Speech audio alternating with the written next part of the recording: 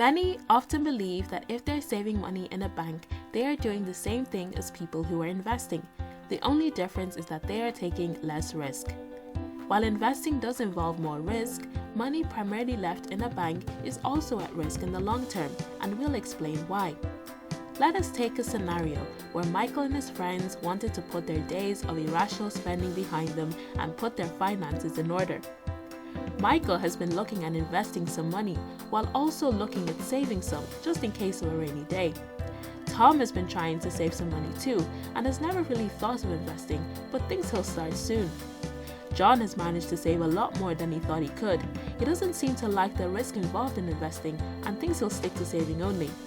And then there's Sam, who hasn't really started his journey, so prefers to keep quiet during this discussion. Let's pray for Sam.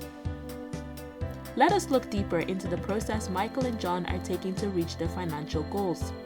Michael earns £30,000 per annum.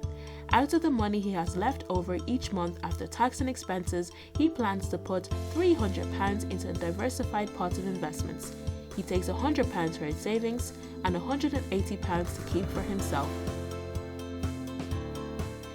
John's plan is a bit different.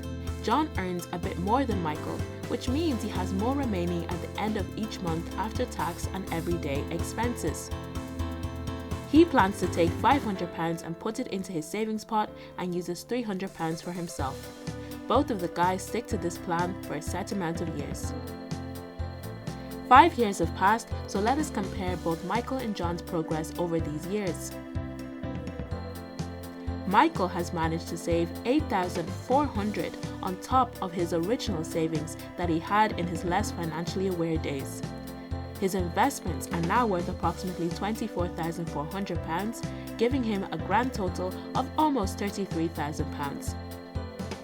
On the other hand, John had managed to save a whopping £30,000, but because he has no investments, this is his grand total. John doesn't seem that bothered, as he is happy with what he was able to achieve, and he should be, but the absence of an investment pot does not help him and hurts his money in the long term, as it sits in a bank doing nothing. Michael takes it upon himself to shed some light on this. Michael explains that what actually happens in each year is that John's money decreases in its value and its purchasing power. What this means is that if John was saving for a house deposit, £30,000 might have cut it 5 years ago, but due to rising inflation, he may now need £40,000. Though our banks do provide interest to try to beat inflation, given that inflation rises approximately 1.5% every year, an interest rate of 0.01 to 0.1% per year doesn't look like it's going to cut it, does it? With some basic investments giving you on average of at least 4 to 9% per annum and others exceeding that, investing allows you to beat or even exceed inflation. John accepts that he should consider getting started on investing. He's on the right track, regardless of when he starts. The key is just to start. Tom, on the other hand, has still not gotten things in order. He's found himself in some massive debt and hasn't really taken things as seriously as he should. Do not be like Tom. Get things in order. It just takes one step in the right direction. Seek professional guidance and you'll be glad you started your journey.